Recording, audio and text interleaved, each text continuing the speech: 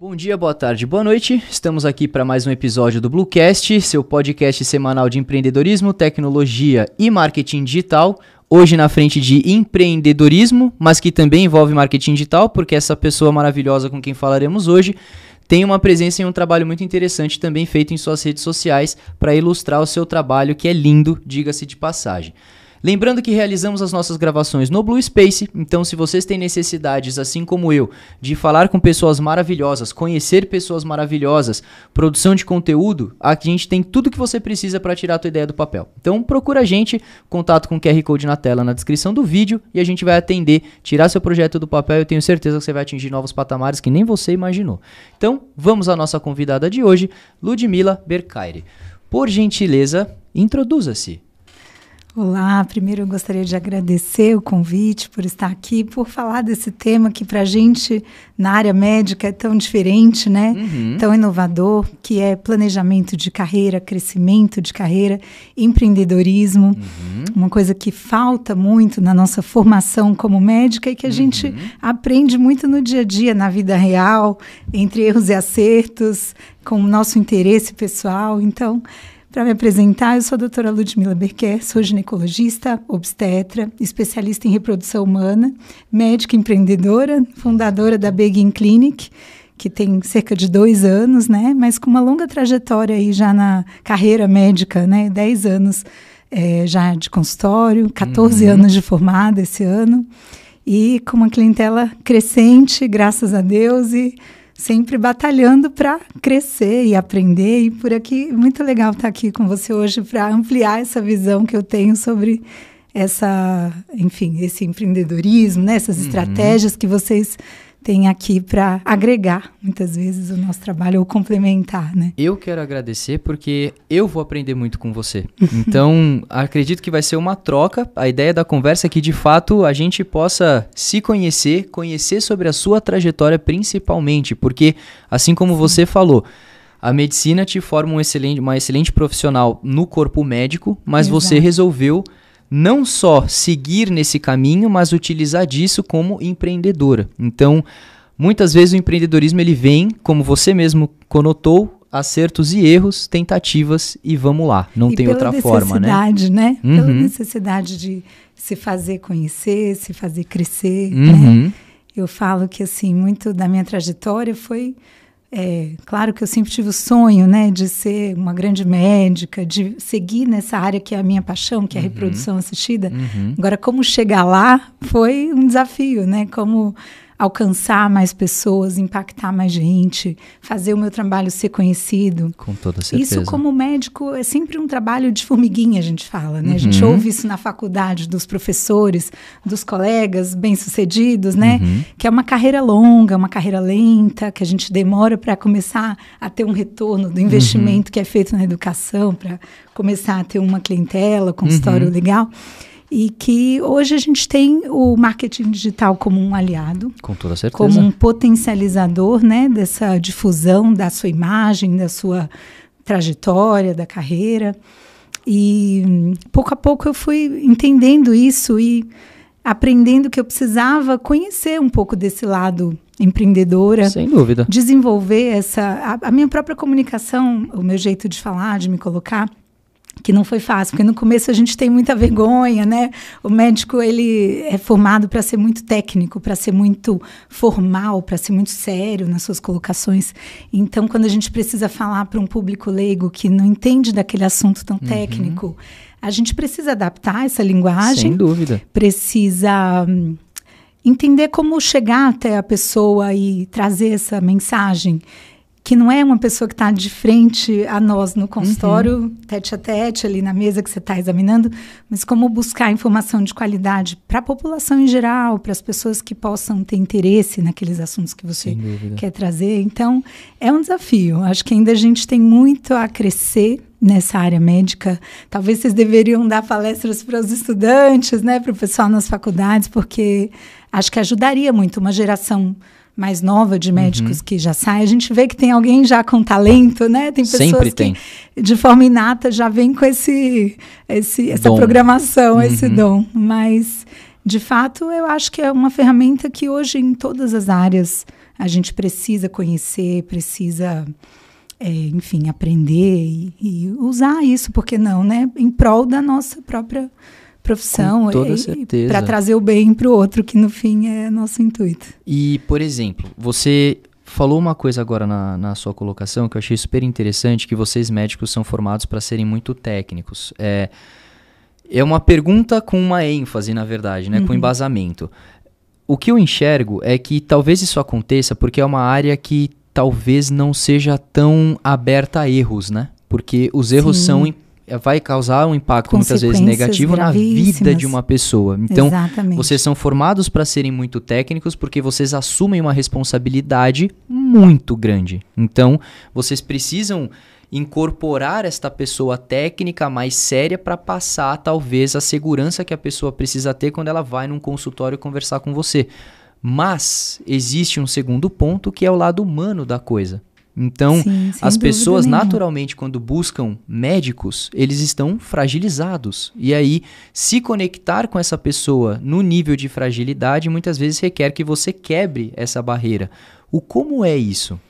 Eu acho que, assim, eu aprendi isso na faculdade, né? Eu tinha um grande mentor, que inclusive foi paraninfo da minha turma, que ele falava isso, que nunca se esqueçam que na frente de vocês estão pessoas, que vocês precisam sempre ser humanos antes de tudo. Então, eu acho que isso, um bom médico, ele não pode ser só técnico, ele precisa cuidar da pessoa que está na frente dele.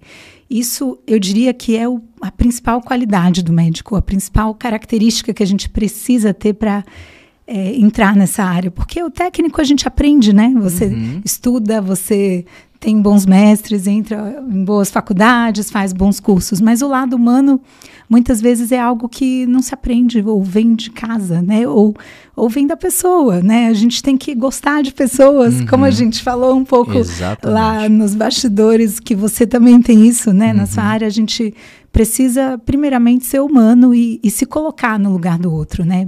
Entender a fragilidade que o outro pode estar passando, em qualquer situação, não só num diagnóstico duro, como você mencionou, em situações de vida ou morte, mas também em situações que a pessoa está emocionalmente fragilizada.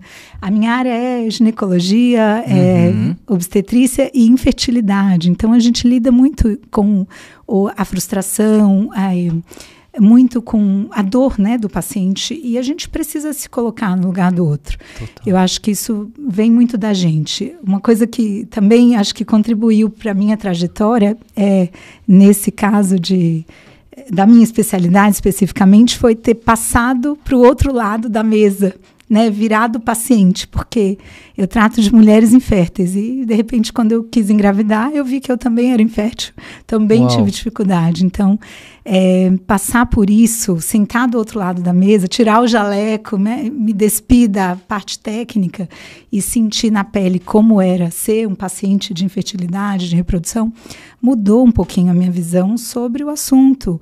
Talvez me fez ter um pouco mais de sensibilidade, que eu já tinha, mas que é diferente quando você já passou por isso, né? Ou pela própria gestação, parto, né? Enfim, são momentos tão especiais e a gente lida com isso. Cada parto que a gente faz é único, é especial. Cada família que a gente ajuda a construir esse sonho, né? Faz crescer aquela família, cuida daquela família. A gente se sente também um pouco parte daquela família.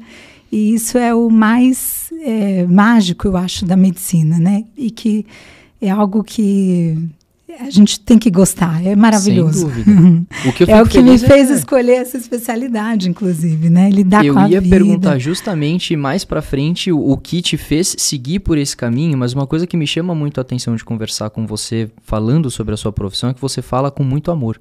Sim. Então isso dá pra perceber que você é uma pessoa realizada dentro daquilo que você escolheu, que eu acho maravilhoso, porque você vai dar sempre 200% de si. Sim. Porque é o que é, você gosta disso. A família sofre um pouquinho com isso, né? Sem dúvida. Porque é uma doação, sem dúvida nenhuma. A medicina como um todo, acho que é uma vocação, uma doação, é uma carreira que demanda muito da gente. A gente muitas vezes não chega em casa e desconecta, e tira o plug da tomada e fala, agora eu vou relaxar, eu vou ficar... A gente está relaxando, a gente está com a família, mas tem um olho no peixe, outro no gato, sempre ali pensando se tem uma paciente que pode, enfim. Ontem eu estava à noite vendo uma série com meu marido e ligou uma paciente que estava com sangramento, estava correndo para o hospital e está gestante. E a gente precisa parar tudo e acalmar essa pessoa e tranquilizar e, enfim, orientar, né? Então faz parte. E a gente faz bem só quando a gente faz por amor, porque Concordo. É uma dedicação intensa. A aplicação, né? Ela é muito maior, né? É verdade. E agora, voltando no passado, que eu gosto de sempre dar esse embasamento de aonde a pessoa surgiu. Então, hoje você é uma empreendedora, você tem a sua clínica, você tem pessoas que atendem áreas diversas, e eu até falei mais cedo nos bastidores que é um trabalho muito bonito, porque você forma pessoas que muitas vezes são inférteis e você trata isso como um todo, né? Então você acolhe essas pessoas, o desejo que essas pessoas, essas famílias têm de aumentar as suas famílias, e seja para uma pessoa infértil, seja para casais homoafetivos, seja para mulheres solteiras que têm o desejo de ser mãe. Então você se posiciona em todas essas colocações, você quer auxiliar essas pessoas a cumprirem os seus sonhos de terem o aumento de sua família de uma maneira saudável. Mas antes disso tudo, descaracterizando tudo isso e voltando lá no passado, como que surgiu tudo isso? Quando você estava no ensino médio, era o que você queria fazer? Você já tinha clareza de todo esse caminho que você trilharia, Ainda como faculdade, etc? Ainda não. Acho que primeiro veio o sonho pela medicina, né? O sonho pela medicina, por escolher essa profissão, veio por um sonho de cuidar de pessoas. Tem muito a ver com o que a gente estava falando aqui anteriormente. E esse sonho de cuidar de pessoas veio por uma doença, que quando eu tinha mais ou menos uns 13, 14 anos, o meu avô ficou bastante doente, minha avó faleceu nessa idade, e ele ficou morando com a gente durante um tempo. Então, não só na nossa casa, mas também dos outros filhos, existia um revezamento ali, mas nesse momento eu pude participar um pouco desse convívio com a doença, né, entender como que era o papel do médico na minha família. Então, a gente tinha um casal de médicos da família, né, doutor Júlio e doutora Érica, lembro bem deles, e acho que ver aquele exercício da medicina de família, cuidando do meu avô e a relação que eles tinham com o paciente, né, e o amor pela profissão, fizeram com que eu me interessasse pela medicina. Então, eu comecei isso, eu estava no ensino médico, eu acho que eu estava com, ou no ensino, finalzinho do ensino fundamental, na verdade, né? Indo para o ensino médio, começando a pensar em que profissão que eu iria seguir. Então, começou aquele interesse, aquele sonho. Mas eu não sabia o que eu ia encontrar pela frente. Eu não tinha nenhum médico na família. Então, eu não tinha ninguém em que me espelhar. Não era uma referência próxima, não tinha ninguém em que me espelhar. Eu não tinha nenhuma porta aberta na carreira, né? Como tem muitos colegas que vêm de famílias que todo mundo é médico, tem a clínica. Então, para mim, não. Foi uma trajetória bem solo, né? E veio desse sonho. Aí, durante a faculdade, já num outro momento da vida, com um pouquinho mais de maturidade, vieram outros desafios, né? Lidar com a dor, lidar com a morte, lidar com as doenças terminais, com a psicologia médica, muitos desafios que mexiam comigo, assim, que eram muito intensos e que eu precisei me encontrar dentro da medicina. Que caminho que eu iria seguir ali dentro.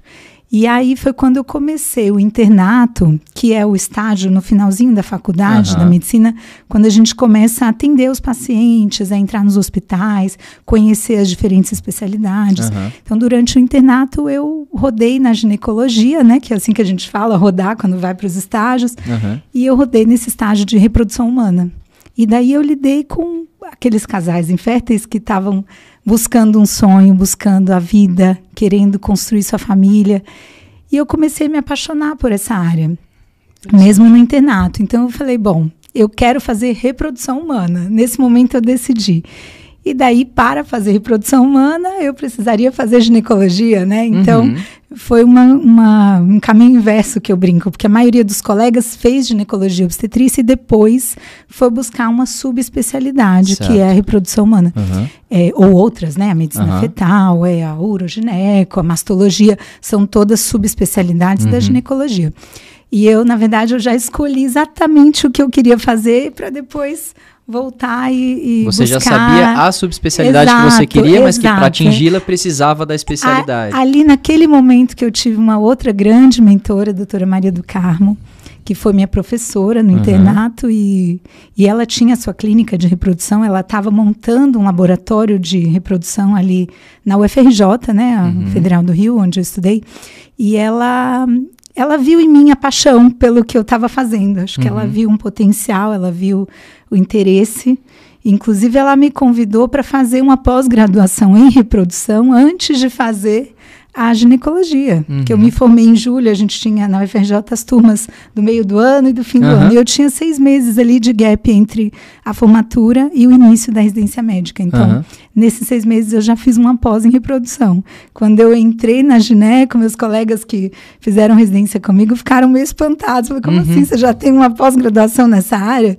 De onde que veio isso, né? Então, foi dali que tudo começou. Então, desde que eu me enxerguei nessa área e que eu sonhei com essa especialidade, eu sempre fui buscando formações, cursos, estágios, antes da residência. E durante o meu R3, que era o último ano de residência, eu fui buscar um master, né? Na verdade, era uma outra pós-graduação mais completa, que acabou culminando com um estágio na Espanha, numa clínica, uma das maiores clínicas de reprodução do mundo. Eu fiquei lá um mês acompanhando o IVE, que é um grupo grande, e foi assim que desenrolou a minha carreira, né? Tudo com base nesse sonho e de muita luta, muito trabalho, correndo atrás das pessoas certas, me apresentando e arregaçando as mangas para fazer o que tinha que ser feito, trabalhar e atender, sempre com muito amor por esse caminho, por essa trajetória. E é isso que eu vejo que é tão interessante. Você trouxe pontos muito bons, que fazem parte da construção de qualquer bom profissional ou as pessoas que eu vejo que atingem sucesso, porque você demonstrou a paixão, mas a paixão sem a dedicação não vale de nada. Sim. Então você teve sempre a dedicação de ir atrás. Um outro ponto certo, indo atrás das pessoas certas e estando nos lugares certos. E isso te abriu portas. Então você teve mestres que orientaram você para o caminho certo, e a presença dessas pessoas nas nossas vidas também faz uma grande diferença, né? Porque elas, dentro daquilo que fazem, são capazes de identificar que nós somos diamantes a serem lapidados, e elas nos ajudam nesse processo de lapidação. Com certeza. E muito interessante que você foi guiando a sua trajetória para isso. Uma curiosidade que eu tenho, nessa época que você estava na faculdade, teve a pós-graduação entre o período de começar a residência e tudo mais, você já se via empreendedora ou em algum momento, por exemplo, quero ter a minha clínica, ou você via, por exemplo, uma carreira dentro de uma medicina num grande hospital? Como que foi esta construção da versão empreendedora da Ludmila?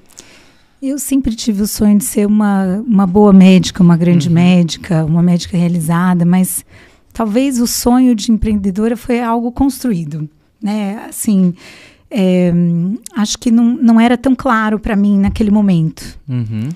Qual seria essa... Eu sempre quis, eu brinco assim, eu vim para São Paulo, eu passava pela Avenida Brasil, um dia eu vou ter uma clínica aqui. Que legal. Mas como chegar lá era uma incógnita, mas acho que esse sonho de empreendedora vem disfarçado por um sonho de realização, né, profissional.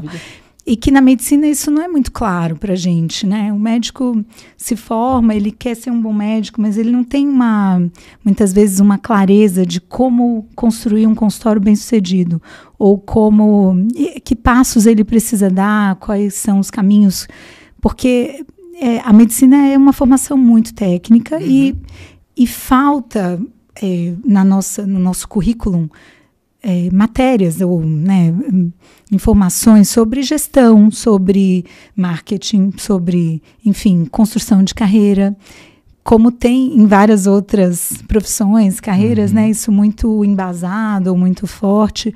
Na nossa área não é tão claro assim. Então, acho que acaba sendo uma construção gradual, né? Primeiro eu quis ter um consultório, depois uma clínica de reprodução. Então, a coisa foi crescendo pouco a pouco até o que a gente tem hoje, que é uma equipe multidisciplinar, do jeito que eu acredito que é o jeito certo de fazer a medicina, que o paciente tenha o tempo para ficar com a gente, para ser examinado, para que a gente dê tempo de qualidade e quantidade de tempo que a gente precisa mesmo, pelo menos 1 hora, né, com o paciente para conversar, examinar, enfim, fazer uma consulta completa, checar os exames.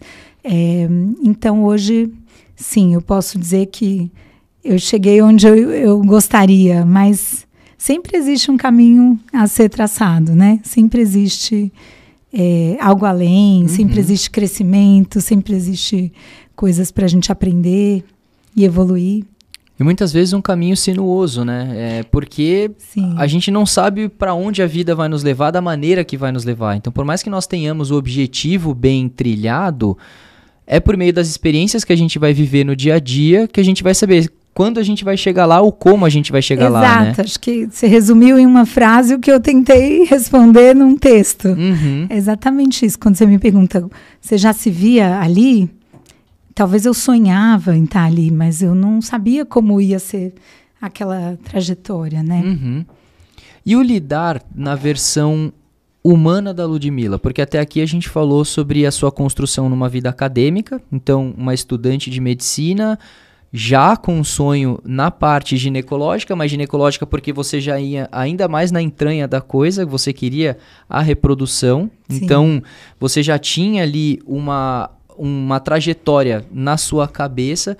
Como que foi a construção da parte humana da coisa, do saber lidar com uma faculdade de medicina, que muitas vezes não é uma faculdade fácil, é muito técnica, ela exige estudo e dedicação integral no período da faculdade, e aí você, até no período de formação, pré-residência, emendou numa pós, por exemplo. Então, como que foi a sua construção na percepção humana da coisa? Olha, me formei em medicina, eu tinha 23 anos de idade, era muito jovem, né? Então, para medicina é uma idade quase recorde, né?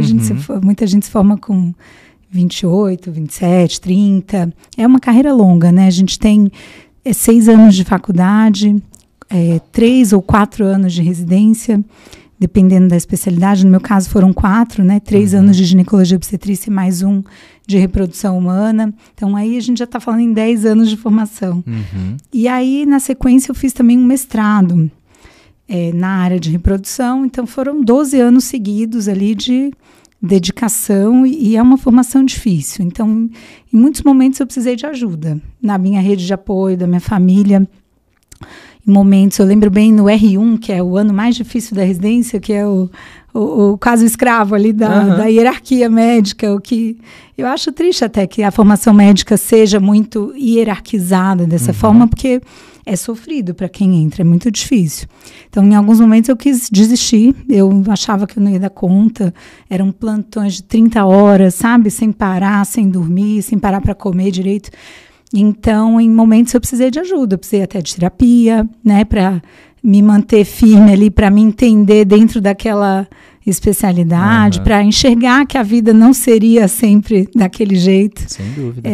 Foi muita dedicação e continua sendo, porque a gente nunca para de estudar, nunca para de viajar, ir em congressos e fazer cursos, enfim, eu precisei conciliar do lado humano, né, o meu mestrado com o fato de me tornar mãe. Então, eu ia para a Unesp, que é a Universidade Estadual Paulista, fica em Botucatu, o campus, que é uma grande faculdade de medicina aqui de São Paulo. E o meu mestrado ele foi com a casuística das pacientes do Hospital da Mulher, que é onde eu fiz toda a minha formação, o centro de referência, né, de saúde da mulher, onde eu fiz gineco, reprodução. E a casuística, ou seja, os pacientes do estudo, da pesquisa, eram daqui. Eu tinha um mestre que era o Dr. Mário Cavanha, que hoje falecido, mas que foi quem me abriu grandes portas na reprodução. E quem me incentivou sempre desde o R1 lá na GO, porque ele operava com os residentes de gineco também, e ele falava, não, segue em frente, vai passar, vai melhorar, você tem o dom, você tem essa... E ele viu em mim um talento mesmo, como você falou, e me ajudou a lapidar. Então, foram 12 anos que eu fui conciliando ali, né, nessa década dos 23 até os 35, a minha carreira, essa evolução da carreira, o meu casamento, o fato de virar mãe enfim, e ter a segunda filha, né? Eu tenho 2 meninas. Que lindo. Então, foi sempre tentando equilibrar os pratinhos, como eu falo para as minhas pacientes. Mulheres, a gente tem muitos papéis para equilibrar, para cumprir, né? E que a gente precisa querer fazê-los, talvez entender que não vai ser tudo perfeito ou tudo do jeito que a gente idealizou, né? Mas eu acho que as coisas que são importantes para a gente, como foram para mim, por exemplo, o mestrado, era tão importante que valeu a pena passar pelo esforço de amamentar uma criança de 6 meses, ir até Botucatu fazer os créditos das matérias e voltar e ficar à noite escrevendo tese e voltar aí de manhã e atender na clínica e conciliar todos os papéis que fazem parte, né, da nossa profissão e da nossa vida pessoal. E são sacrifícios que se fazem parte do caminho para a gente construir repertório, nos tornarmos cada vez mais fortes para lidar e sermos mais competentes, né? Eu vejo que esses sacrifícios que a gente passa no decorrer do caminho, eles são necessários para a construção daquilo que a gente quer chegar, né? E são caminhos de aprendizado mesmo, né? Tem coisas que eu aprendi nessas épocas dos plantões de 30 horas e que eu carrego até hoje na minha prática clínica. A gente tem aprendizados valiosos, né? Que em fases diferentes a gente vai acumulando e ao longo da experiência isso é o que torna um médico experiente com experiência clínica. É uma das coisas muito importantes para a gente tomar as decisões corretas na frente do paciente e ter segurança, embasamento para fazer, né, a prática clínica. E como que fora essa questão dos plantões de 30 horas, quais outros tipos de desafios que você enfrentou enquanto faculdade e residência? Que tipos de situações adversas você, como uma estudante de medicina e posteriormente fazendo já aplicabilidade em ginecologia e futuramente para reprodução, tipos de situações adversas que acontecem numa carreira como a sua? Olha, acho que na carreira médica uma coisa que acontece, que a gente vê, é isso muito forte da hierarquia, que às vezes leva a algumas situações um pouco abusivas, talvez, né, pelos chefes ou pelos R+, que a gente chama, até de que beira um pouco o assédio moral, algumas situações que mais de exploração, assim, que o R1 tem que dar conta de tudo. Então, isso é uma soma, né, do seu cansaço, a privação do sono, a exaustão física mesmo de muito tempo de trabalho e com essas situações emocionalmente desafiadoras. Isso na residência acontece, na faculdade um pouquinho também, dependendo do ambiente onde você está. Acho que está evoluindo muito, está melhorando. Eu vejo essas novas gerações de médicos que talvez não passam mais tanto por isso e já existe uma consciência, acho que não só no âmbito da medicina, né, mas nas carreiras em geral, nas culturas empresariais, nos ambientes corporativos, que já existe uma cultura maior do bem-estar mental, do bem-estar físico dos seus colaboradores, né? Que imagino até como você, por exemplo, assim como você, enquanto R1 se sentiu explorada, digamos assim, como R2, 3, 4, né? Talvez você não fizesse a mesma coisa que fizeram com você, porque você não gostou do que fizeram com você. Sim, então, passaria isso adiante de uma evoluir, forma, né, menos agressiva, talvez. Então, mas isso, acho que a privação de sono, de horas de estudo, não só na faculdade, que muitas vezes tem uma leva de provas ali que a gente precisa se dedicar mais, mas também na época da residência a gente tem as provas de título, né? Fiz a prova de título de ginecologia obstetrícia e algumas outras especialidades na medicina. A prova de título é bastante concorrida, difícil. A própria prova de residência, a seleção para a prova de residência, são momentos de estresse. Porque são vagas delimitadas, né? Você tem que se aplicar para aquilo e passar numa pré-seleção. É uma réplica do vestibular, né? Então você já tem aquele estresse ali, aquela tensão ali do vestibular. Depois, ao longo da carreira médica, isso vai acontecer diversas vezes também. na hora da formatura, né, que a gente tem essa prova de residência para em qual hospital vai fazer sua especialização. Depois a prova de título, então eu fiz a prova de título de ginecologia e obstetrícia, depois a prova de título de reprodução, que às vezes isso é legal os pacientes também pesquisarem, porque quanto mais titulação o médico tem, teoricamente ele tem mais formação, Você capacidade técnica, isso, né? E nem todos os colegas têm a prova de título, né? Tem muita gente que que às vezes sabe fazer especialidade, atua naquela especialidade, mas não é titulado ou não é reconhecido pelo CRM como um especialista. Que interessante, isso eu não sabia. Isso existem os RQEs, né, que é uma comprovação da sua especialidade. Então, eu tenho esses dois de gineco e de reprodução. E depois, bom, a gente tem também o mestrado, a defesa de tese. Então, são muitos momentos que são intensos, né? No são sentido provações, você tem que, exato, de fato, provas, se aplicar muito para aquilo. Chamaria de provas, né? Exato. São muitas provas no caminho. E muita dedicação, né? E constantemente reciclagem, aprendizado, porque a gente se forma, se especializa, faz o mestrado ou eventualmente o doutorado, mas você não pode parar por aí. Você tem que estar constantemente atualizado, lendo artigo científico. Existe um trabalho que é o atendimento ao paciente, existe um trabalho que é essa reciclagem técnico-científica e existe o trabalho que é empreendedorismo, que é a gestão dessa clínica ou desse ambiente, né? Que bem você como você trouxe, não é algo que você aprende, é algo que você constrói. Ou talvez que até para aprender você vai estudar em uma vertente diferente daquilo que você viveu até aquele momento. Se aliar com as pessoas certas, né? Construir uma rede com, enfim, outros profissionais afins da área e que possam complementar o nosso papel. Sem dúvida, assim como você falou que tem algumas outras especialidades na sua clínica também, né? Que acredito que você conte com essas pessoas a qual você consegue confiar para poder compor todo esse trabalho humanizado que você entrega na clínica, né? Hoje na nossa equipe a gente tem um urologista para atendimento dos casais inférteis, dos homens, né? Porque a gente acredita que a infertilidade é um problema do casal, conjugal e não só da mulher. Então, a gente tem essa visão ampla, né? E investiga o casal. A gente tem uma psicóloga para trazer todo esse apoio emocional, acolhimento.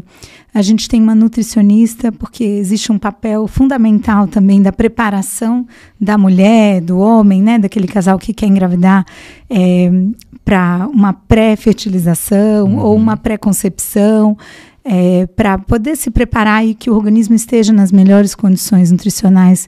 Inclusive, isso pode ajudar no sucesso do tratamento, aumentar as chances. E mesmo depois da gravidez, né, ao longo do pré-natal, do acompanhamento até o parto, existe um trabalho também nutricional. E toda uma equipe de acolhimento, concierge, uma enfermeira, que a gente tem esse apoio para conseguir fazer essa especialidade, né, de reprodução.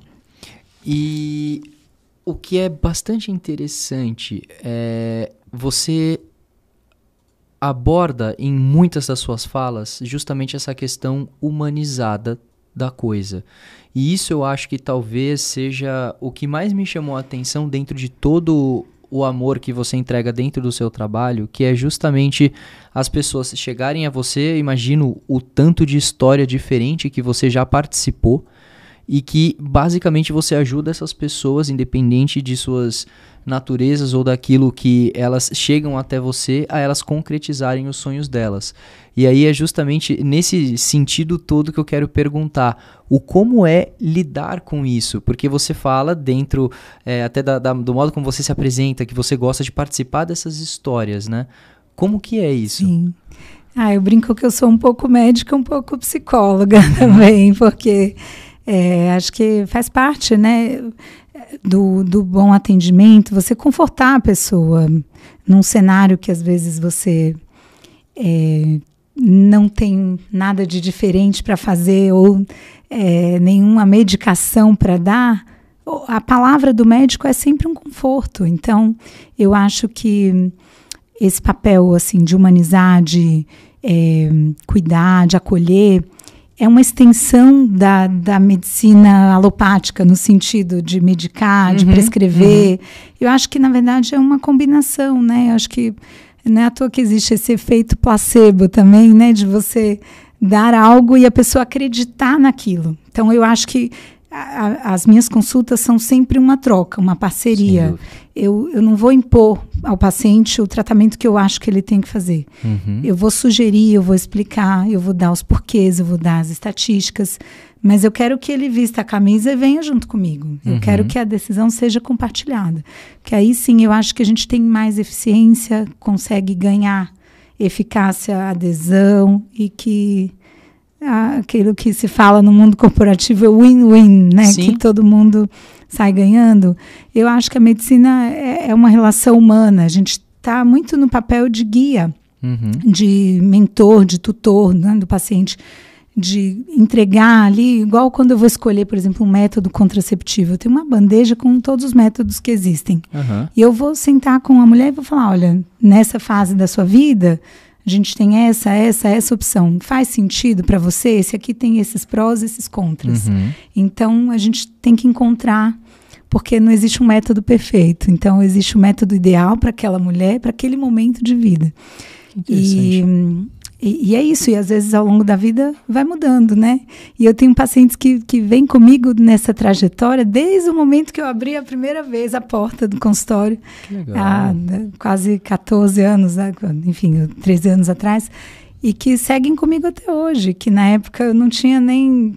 Passaram em vários endereços diferentes comigo, né? Não tinha minha clínica, na época eu atendia numa clínica que era de convênio, que eu fui convidada por uma equipe que trabalhava junto no hospital e que eu fazia as consultas e fui construindo pouco a pouco essa clientela. Então, eu tenho essas pacientes e algumas delas confiam em mim, assim, questões de saúde que até fogem da minha alçada, da minha especialidade, mas falam para mim, você é a minha médica, eu confio em você, o que você falar eu vou fazer, porque acho que se sentem confortáveis nessa posição de que eu explico o que está acontecendo, que eu deixo ela participar dessa decisão, né? Outro dia eu diagnostiquei uma paciente que tinha ido 2 vezes no UPS de um bom hospital, não vou falar o nome, mas que ela tinha febre, dor no corpo, náusea, vômito, sintomas que não tem nada a ver com a minha especialidade, mas que ela estava sendo talvez não ouvida pelos colegas na emergência, na correria, no plantão. E ela me ligou, falou, olha, eu preciso ir aí, você consegue me atender? Eu falei, vem. E aí eu acabei de diagnosticar, ela tinha uma hepatite A. Para você ter ideia. Eu mandei ela de volta no PS com uma cartinha, façam tais exames. E acho que isso é ser médico antes de ser um especialista focado na sua área. Né? É um pouco o que a nossa família conta com a gente nas mais diferentes situações. Né? Desde um problema de pele até uma situação grave. Quem é o médico da família vai ter que resolver a situação. Né? Então... eu trago um pouco essa visão para a minha prática do consultório. Acho que isso faz diferença na vida das pessoas, pelo feedback que eu ouço.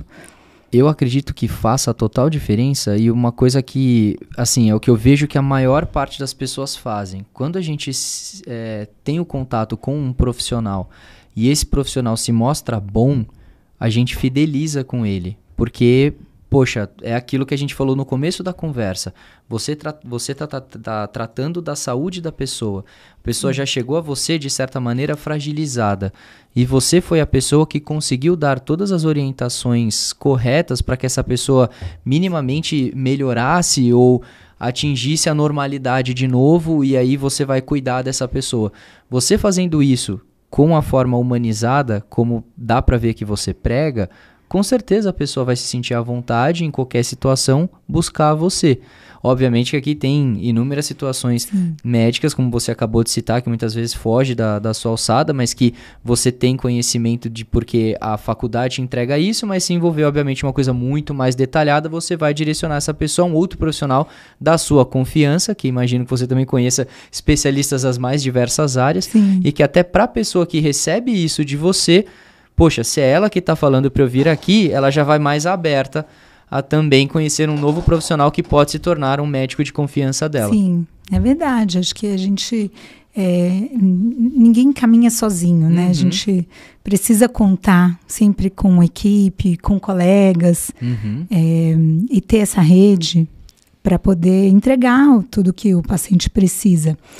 E às vezes ter essa consciência de até onde vai a nossa... até onde vai o nosso poder, né? Até onde a gente consegue ir e até onde a gente deve começar a pensar em caminhar, em pedir ajuda e, enfim, sempre priorizando a pessoa que está ali do outro lado da mesa, né?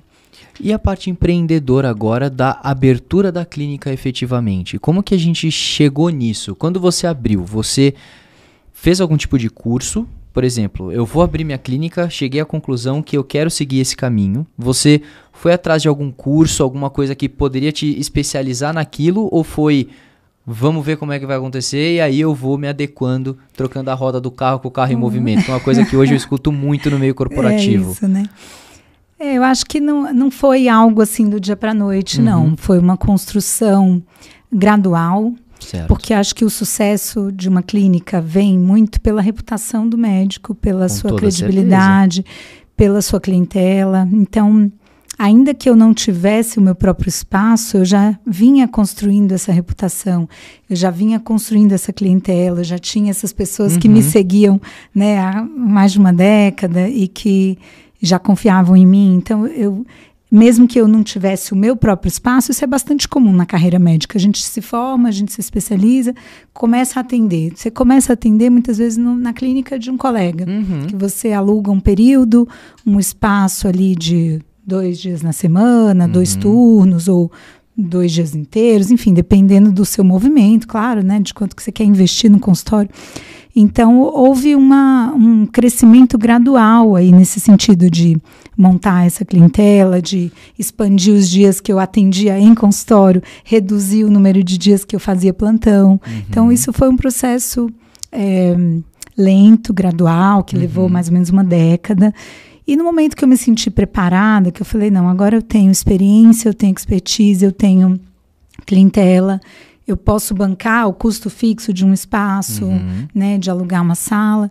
Nesse momento que eu decidi ter o meu espaço e me associar com uma pessoa que eu compartilhava dos mesmos valores e da mesma visão que eu. Então, eu busquei uma colega que é da minha mesma especialidade, a Paula, que é minha sócia, querida, com quem eu já tinha bastante contato há uma década também, com quem eu já tinha feito partos junto.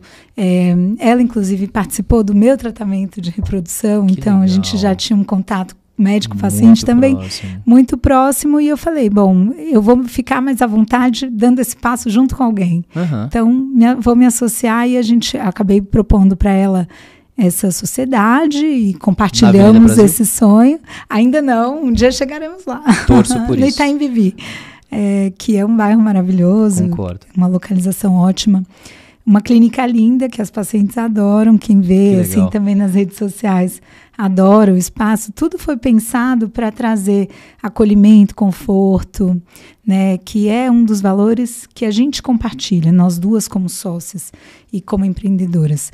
E fomos montando gradualmente essa equipe, né, de pessoas parceiras para atuar nessa área. Fomos nos associando com outras pessoas afins, um bom contador, uma boa advogada, um bom gestor, pessoas que foram nos ensinando e nos apoiando em outras áreas que a gente não dominava e que até hoje não tem um domínio total, porque acho que o médico não vai fazer tudo, né? A gente precisa contar com esse apoio de outras áreas, assim como, por exemplo, o marketing digital. Eu venho investindo também um certo tempo, né, bem antes de montar a minha clínica, na minha imagem, na divulgação do meu trabalho e contando com pessoas que estão engajadas com isso e, enfim, acho que é tudo uma construção, não é? Total. Vou abrir uma loja, né? É diferente, Sim. Não é assim do dia para a noite que esse sonho se realiza, né? E que você precisa ter todas essas outras pessoas, cada um especialistas dentro das suas competências, porque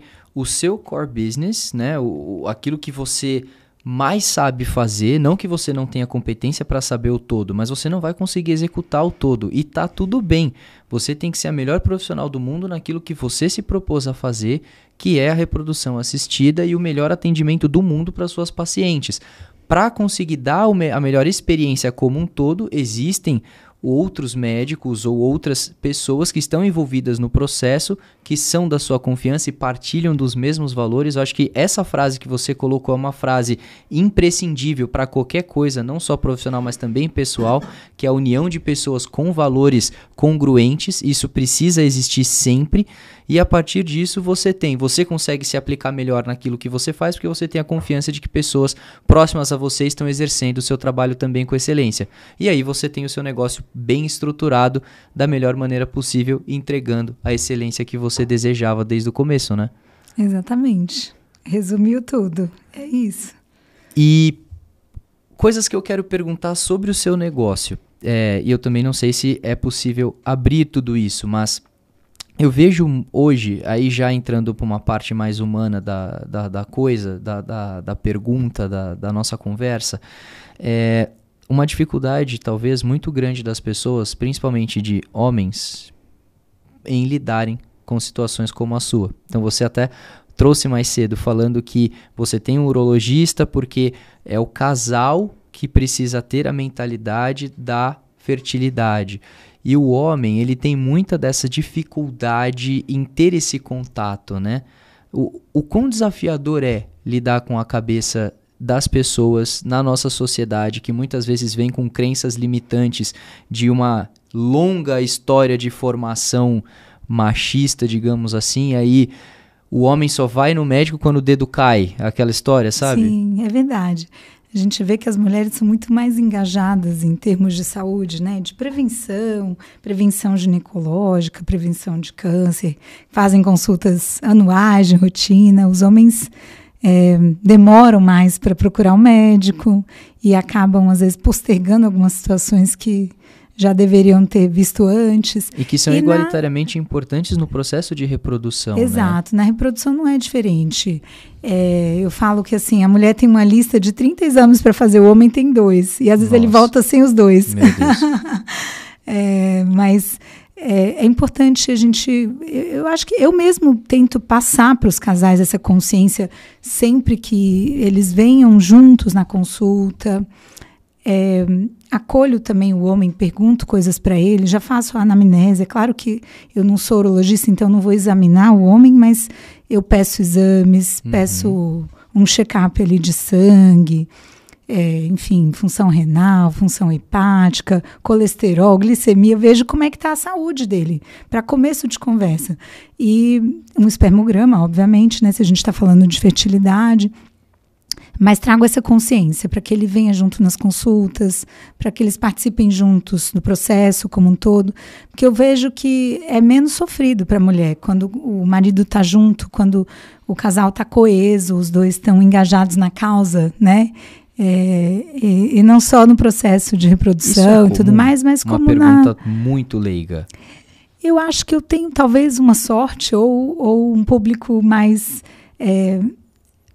engajado, porque eu acho que os maridos das minhas pacientes vêm bastante nas consultas, acompanham elas no ultrassom, nos procedimentos da fertilização, né, nos ultrassons. Também eu gosto de trazer ele para perto, de explicar o que está acontecendo, e não me dirigir só à mulher, como se ele não estivesse ali na sala, né? Eu olho para ele, eu explico para ele, eu falo com ela, eu entendo um pouco como está o clima daquele casal e se existe alguma situação que está difícil, a gente tenta mediar um pouquinho, né? Essa parte que eu brinco que é meio médico-psicólogo. Mas acho que talvez, não sei se por ter essa visão e essa prática voltada para isso, eu vejo que eles, em geral, estão bem engajados. Mas é claro que existem pontos fora da curva, né? E em outros contextos que a gente vê que isso acontece, né? Principalmente, às vezes, eu lembro bem na residência, quando fazia os ciclos, né? No hospital público. E que, às vezes, aí nesse contexto ainda tinha talvez mais tabu, mais machismo, menos interação ali dos maridos, mas acho que é o nosso papel até como médico, quebrar um pouco e acolher os homens. Às vezes eu tenho paciente minha ginecológica que fala, você pode pedir um check-up aqui para o meu marido? Eu peço, vamos embora. E depois faça com o meu urologista, né? Vai marcar com o João, mas já peço os exames, pelo menos para você não perder aquela oportunidade. Sim, que ele, com certeza. Mas acho que pouco a pouco também, com as mídias sociais, com as informações que vêm sendo, né, cada vez mais divulgadas, acho que os homens têm se conscientizado mais disso também, né, dessa importância. Eu acho, o que eu enxergo primeiro que para o próprio homem eu vejo que existe uma vaidade mais presente, né? Então houve aquela quebra de que o homem ele é bruto e etc, e que existe uma vaidade aplicada e que tá tudo bem, ele continua sendo homem, né? E isso trouxe o lado positivo, que é a saúde, das pessoas passarem a prestar mais atenção nessa frente, até porque isso traz a longevidade, que no fim das contas é o que a gente mais busca com a medicina, né? Viver mais e com qualidade. Então, exatamente. Quanto mais você se cuida, mais isso vai ser levado adiante. Eu tenho uma curiosidade, é uma dúvida mesmo, sobre talvez dados estatísticos voltados para a fertilidade. Muitas pessoas com quem eu converso hoje em dia dizem ter dificuldade para engravidar, que programam, desejam muito, mas têm dificuldade. Isso é muito comum? Isso é real, essa percepção que as pessoas têm de que a infertilidade está aumentando já é cientificamente comprovada. A OMS... Tem alguma razão para isso? Tem algumas razões biológicas, algumas razões socioambientais, né? Porque, por exemplo, os estudos recentes, estudos demográficos, quando a gente avalia a população, grandes números de pessoas em países que fazem documentação, né, de histórico de saúde, países nórdicos, por exemplo, Dinamarca, Noruega, é documentado que a fertilidade masculina, por exemplo, ela vem caindo gradualmente nas últimas décadas. Isso com base em séries de espermogramas feitos nos últimos anos. Então, isso já é um dado real. A OMS, né, a Organização Mundial de Saúde, ela publicou no ano passado uma publicação, uma postagem de que 1 a cada 6 casais vão enfrentar infertilidade ou vão precisar de tratamentos de reprodução ao longo da vida. Então, esses dados, quando eu me formei, né, 2010, basicamente era 12% a incidência de infertilidade. De 12% a 15% era o que os estudos falavam. Hoje em dia aumentou. Então, em uma década as coisas evoluíram. Isso tem a ver um pouco com o comportamento da sociedade, certo, em relação à decisão de ter filhos. Hoje a gente vê como a entrada da mulher no mercado de trabalho e com a valorização, né, dessa percepção do trabalho pela mulher, a valorização da sua carreira, a priorização desses passos. A gente vê que as mulheres postergam cada vez mais a gestação, contando com a reprodução assistida para quando for necessário. E a gente precisa quebrar um pouquinho esse tabu, que não é bem assim. A gente não vai contornar 100% o efeito do envelhecimento ovariano fazendo uma fertilização, por exemplo. Então, talvez precise haver uma consciência de que, sim, a fertilidade é finita, né? A gente nasce com um número de óvulos definido e vai perdendo esse estoque ao longo da vida. Então, se existe um desejo reprodutivo futuro, a gente precisa se programar, eventualmente congelar óvulos ou acompanhar a sua reserva ovariana, né? Entender que existe um timing ali para a gente não se perder nessa organização, nesse planejamento pessoal / profissional, né? Que as duas coisas vão estar geralmente sempre juntas, né? E existe também um outro componente que contribui para essa perda de fertilidade global ou essa acentuação da infertilidade mundial, que é um pouco ligado às condições socioambientais, por exemplo, exposição a poluentes, que são muitas vezes disruptores endócrinos. O que é isso? São moléculas que entram no nosso corpo e que podem levar a um desequilíbrio hormonal, por exemplo, que contribuem para a infertilidade também. Então, poluição do ar, poluição de exposição a toxinas, né, plástico, tudo que está ao nosso redor, maquiagens, cosméticos, tudo que é muito alimentos industrializados, ultraprocessados, nada disso é bom para a saúde e, consequentemente, também não é bom para a fertilidade. Que interessante. Então, existe esse componente também responsável.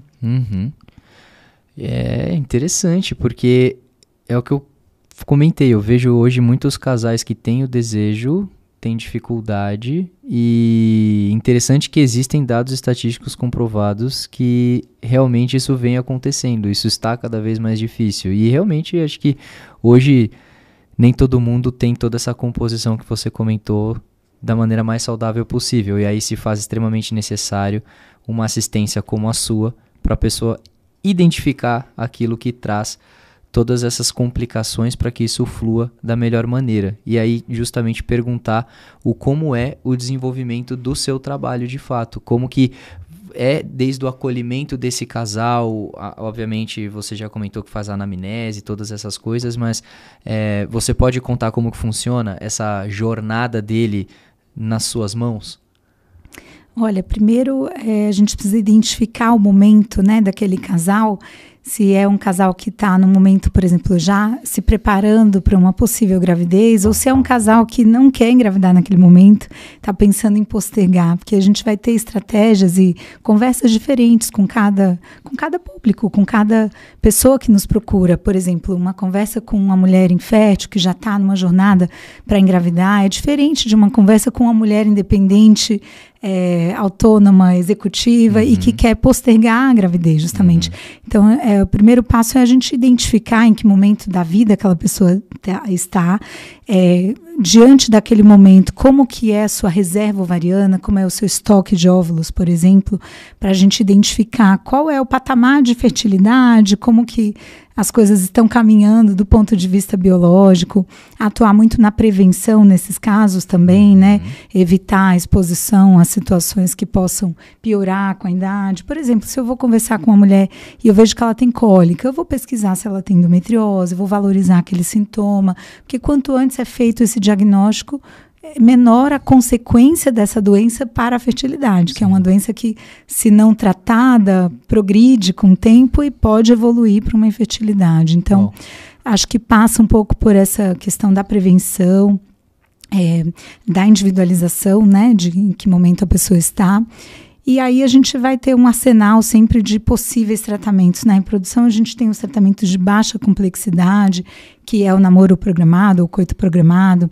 A gente tem a inseminação, que já é um passo acima do coito programado, porque já envolve um preparo seminal, uma preparação daquela amostra de sêmen, e a gente injeta o sêmen dentro da cavidade uterina no momento que a mulher está ovulando. Então já envolve uma tecnologia um pouquinho acima do que é o namoro programado, que eles vão acompanhar o período fértil e namorar em casa, vamos dizer assim, né, durante o período da ovulação.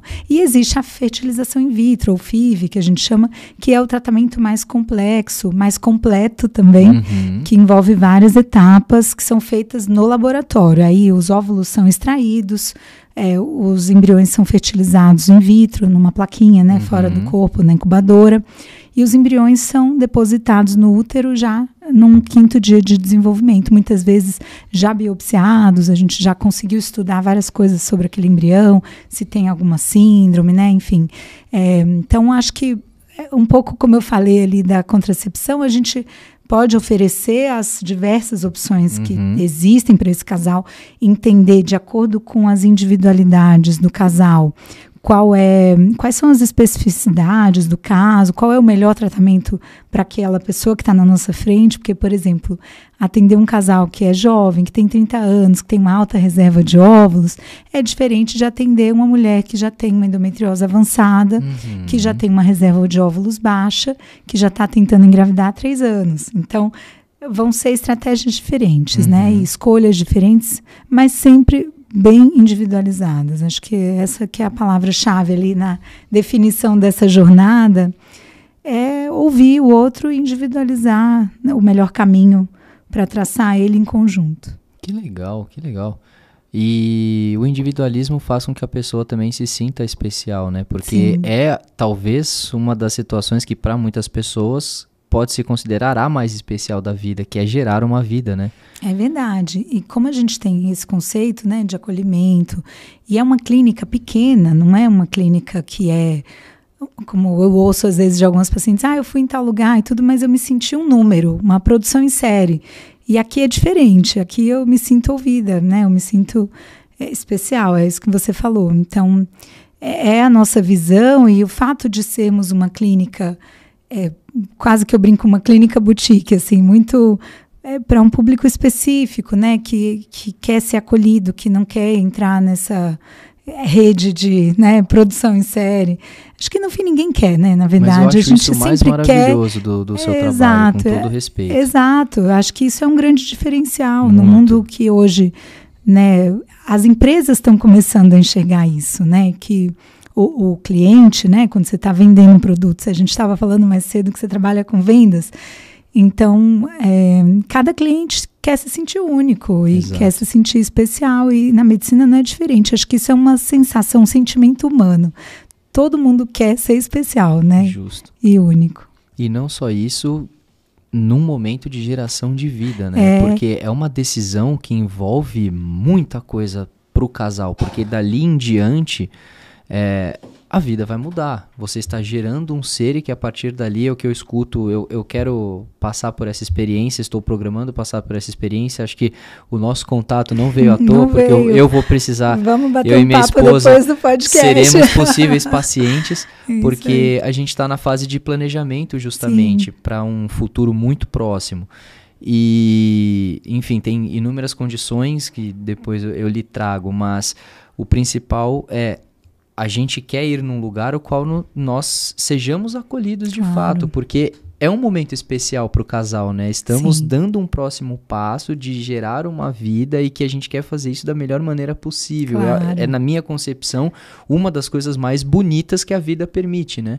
E uma das decisões mais importantes da vida, né? Porque o fato de ter um filho ou o fato de não ter um filho são decisões que mudam toda uma vida dali para frente, né? Toda certeza. Do casal, da pessoa. Então, acho que eu compartilho da sua visão, que é um momento muito especial, a gente precisa tratar ele como tal. Como tal, justo. Mais uma vez, retomando a parte empreendedora da nossa conversa.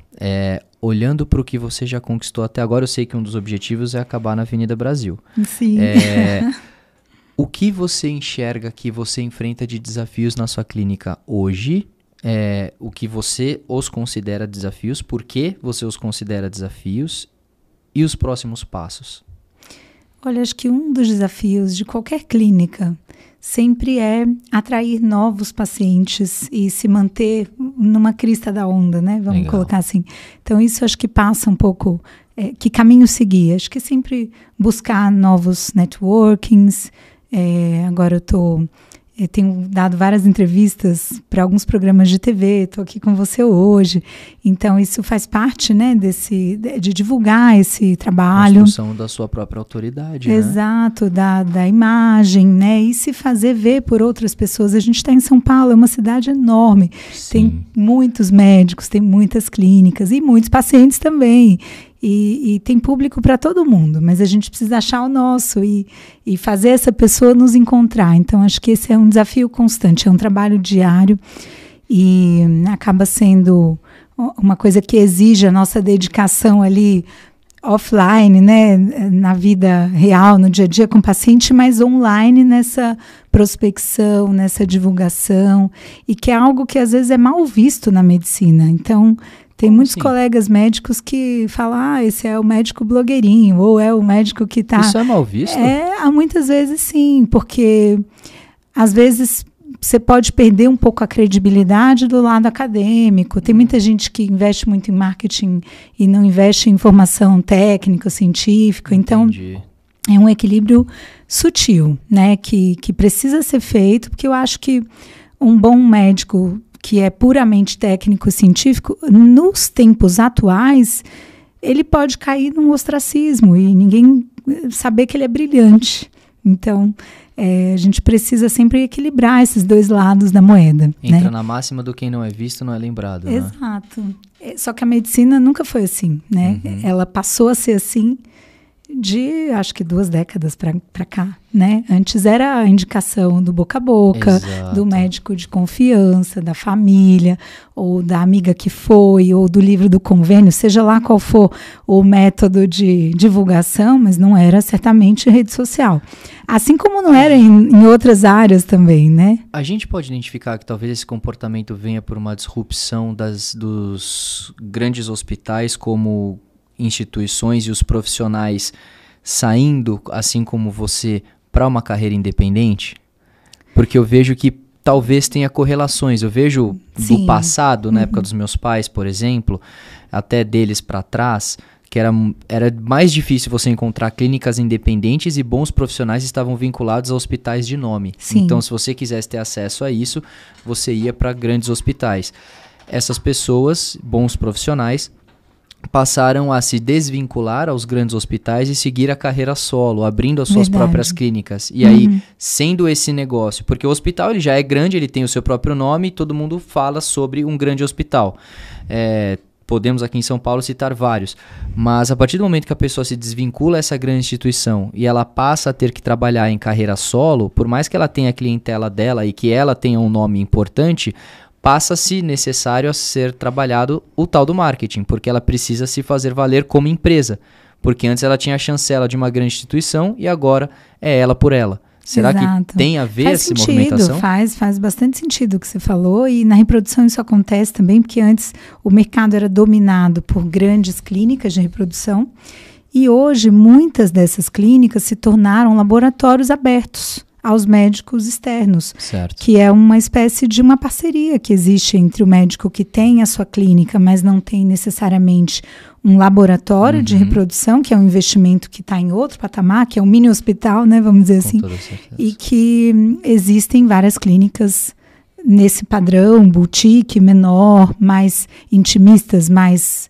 acolhedoras, mais próximas do paciente e que usam laboratórios que existem só para fazer o procedimento no dia em si. Então, isso é um movimento que aqui em São Paulo, por ser uma cidade do porte que tem, né, do tamanho que existe, isso é bastante comum. Posso ser mais curioso ainda e perguntar, por exemplo, como vocês se conectam a esse potencial cliente de vocês? O famoso boca a boca ainda existe, né? O que a gente falou sobre isso de indicação, acho que um bom médico é lembrado. Então, existe grande parte dos pacientes que vêm por uma indicação de colegas, de amigos, de familiares, de pessoas que passaram por aquilo e que gostaram do atendimento, foram bem acolhidos e que vão recomendar. Esse é o melhor dos mundos, né? É o melhor dos mundos, né? Já foi testado e aprovado, né? Mas por incrível que pareça, cada vez mais a gente recebe paciente que nos conheceu pela internet, pelo site, pelo Google, pelo Instagram, pela TV, por vários meios de comunicação e que hoje são a realidade, né? As pessoas estão conectadas. Ainda mais esse público que é da minha especialidade, que está numa faixa etária de idade reprodutiva, são mulheres jovens, ou que estão ali na faixa etária, enfim, pré-menopausa, né, que tem uma conexão, né, são gerações que têm uma interação com a internet, com as mídias sociais, então muitas vezes escolhem seus médicos daí, o que para alguns colegas médicos é um absurdo. Entra no que você acabou de falar da questão de descredibilidade, fala, né? Como que você escolheu o seu médico no Instagram? Mas às vezes, como você me chamou a atenção quando a gente se conheceu aqui nos bastidores, o fato de você me falar, olha, eu gosto do seu trabalho, eu admiro o seu posicionamento. Então, é legal ouvir isso, porque às vezes do outro lado da tela a gente não tem noção do impacto que a gente exerce nas pessoas e do quão você se faz conhecer do outro lado, né? Dá um gostinho ali de quem é você, já sente um pouco como que é a sua personalidade, seus valores, talvez, né? A gente tem esse poder, que é uma coisa positiva. Porque você vai querer transparecer isso, né? Exato. Partindo do princípio que a sua clínica é intimista e você quer proporcionar a melhor experiência possível, a sua comunicação vai ser quem é você. Exato. Então, se você proporciona aquilo, você vai ser uma pessoa naturalmente acolhedora. Então, o modo como você passa isso adiante diz muito sobre o conjunto todo da obra, né? Eu acho que a gente é no mundo virtual aquilo que a gente é no mundo real também. Ou pelo menos é um desafio que a gente possa trazer para o virtual um pouco do que a gente é, né, no mundo real. Eu acho que quando você tem um propósito muito grande por trás, como é o seu, isso é uma máxima verdadeira.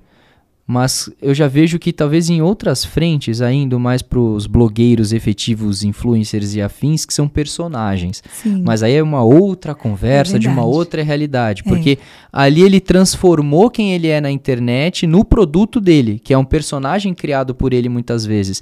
No seu caso, você já tem um propósito. Você tem um negócio que, como eu comentei e vou falar várias vezes, é de um propósito lindo, e o que você faz, a metodologia é igualmente muito linda, e que dentro disso você vai querer ser de fato quem é você, porque é quem você entrega. É verdade. Então a pessoa vai te conhecer ali e ela vai falar, nossa, eu me identifico com ela, eu vou na clínica dela porque ela conseguiu me transparecer isso. E talvez por isso que você falou, a questão do personagem, né? Que o médico que está nas redes sociais seja tão criticado. Porque é a referência que a gente tem, infelizmente, né? É verdade. Mas eu acabei de ter esse insight aqui que eu nunca tinha pensado a respeito disso. Porque pra gente é tão óbvio ser quem a gente é, né? Como é que o médico vai... Porque o seu propósito para você é óbvio e você quer entregar isso para quem vai procurar você. É verdade. É isso aí. E a gente falou então do seu desafio. Seu desafio, novos pacientes, sempre buscar crescer. Sim. Desafios de gestão, né? De crescimento, acho que como toda empresa... Mas aí um pouco na área administrativa. Acho que isso é sempre também, à medida que você cresce, você precisa gerar novas frentes de gestão, aprender novas ferramentas, né? Ou desenvolver novas soluções, incorporar mais equipe. Acho que isso é o que faltou lá atrás na carreira. Talvez eu deva fazer alguma especialidade em gestão. Existem vários cursos disso, né? Talvez cursos, seja, inclusive, muitas vezes. Exato. Acho que isso é uma boa dica para quem está aqui nos ouvindo, que pretende montar uma clínica ou ter o seu próprio consultório. Buscar se aperfeiçoar nessas áreas que não são ligadas diretamente à medicina, e sim a áreas... mais de empreendedorismo negócios mesmo, né? Abrir a visão, sair um pouco do técnico e olhar para o todo, porque se você quer ter a sua clínica, o todo vai fazer com que você exerça melhor aquilo que você quer, né? Transpareça, inclusive, mais da sua própria personalidade dentro do seu negócio. E dentro de tudo isso, quais são os próximos passos? Aonde você quer, além da Avenida Brasil, aonde você quer chegar? Acho que sempre é uma máxima, né, que a gente, como médico, escuta desde a faculdade, que é ter respeito entre os colegas, entre os pares, perante a sociedade, perante os pacientes. Isso passa sempre por esse processo que eu te falei de aperfeiçoamento. Então, talvez na parte técnica, o que me cabe ainda para o futuro seja um doutorado, né, um pós-doutorado. Então, isso talvez é uma lacuna que eu queira preencher. Áreas específicas? Sempre na mesma área, porque acho que um bom médico, ele fica no que ele sabe fazer. Ele se aprofunda e se especializa cada vez mais naquela área que ele sabe fazer. Acho que não adianta a gente querer saber tudo de todas as coisas. Isso não vai funcionar. Na medicina, no ritmo que as coisas... a cada ano, a cada mês se desenvolvem, tudo muda, né? E tudo evolui, né? A reprodução que eu aprendi há 10 anos atrás não é a mesma que eu faço hoje. Então, acho que talvez da parte técnica, a única lacuna que falta preencher é essa. E da parte empreendedora, é isso que a gente falou, né? Crescer, aumentar a equipe, aumentar o ponto, aumentar a clínica... e ser cada vez mais conhecido. Acho que esse que é o objetivo. E até a título de curiosidade, né? Eu vi que o seu mestrado, ele foi na área de continuidade da fertilidade para pacientes em oncologia, né? Sim. Que a título de curiosidade são pacientes com tumores benignos ou malignos, mas sempre ligados ao câncer, né? Exato. Então, o que é uma coisa extremamente delicada e que também é uma doença que cada vez mais se vê sobre, né? Pessoas acometidas com cânceres de alguma natureza. Sim, o câncer de mama é a segunda neoplasia mais comum no Brasil e no mundo. Então, é justamente sobre esse tema que eu falei no meu mestrado, sobre preservação de fertilidade em mulheres com câncer de mama. Então, a gente tem a possibilidade, através da reprodução, de congelar os óvulos dessas mulheres e preservar a fertilidade delas para o futuro. Isso se chama preservação oncológica de fertilidade. Então, é um dos públicos que nos procura e que a gente consegue trazer, muitas vezes, muita esperança num momento que é muito difícil da vida, né? Porque às vezes, o próprio tratamento disso é muito... talvez seja o momento mais desafiador da vida daquela mulher, e a reprodução vai trazer um olhar de esperança, de fé, talvez, para o futuro, né? De que ela acredite na sua própria cura e que ela possa passar por aquilo, porque um dia ela tem o sonho de ser mãe. Então, é muito bacana poder ajudar essas mulheres, poder contribuir. Então, é uma das coisas incríveis que a gente consegue fazer através da reprodução. Uau! E que, de novo, volto a dizer, um trabalho muito bonito, porque você está dando previsão futura de um possível sonho que essa pessoa tem e que naquele momento poderia ser interrompido por conta de uma quimioterapia, por exemplo. É verdade. E hoje a gente sabe que o câncer de mama, se ele for detectado precocemente, tem uma chance de cura que gira em torno de 98% nos estágios iniciais. Então, essas mulheres vão sobreviver, muitas delas, se forem jovens, vão ter toda uma vida pela frente, né? E às vezes a visão sobre a fertilidade ela é esquecida. Os oncologistas, muitas vezes, a gente tem sempre o desafio de divulgar para os colegas, de reforçar essa importância do encaminhamento precoce dessas mulheres para o centro de reprodução, para que isso não seja negligenciado. Porque a gente ouve isso das pacientes. Recentemente eu tive um relato de que a paciente passou com a nossa equipe e ela falou, olha, vocês foram anjos, vocês mudaram a minha vida no momento que eu estava mais fragilizada, no momento mais difícil da minha vida, eu consegui ter esperança por conta de vocês, porque vocês estão acreditando que eu vou ficar bem, que eu vou voltar aqui para usar esses óvulos congelados, então também vou acreditar.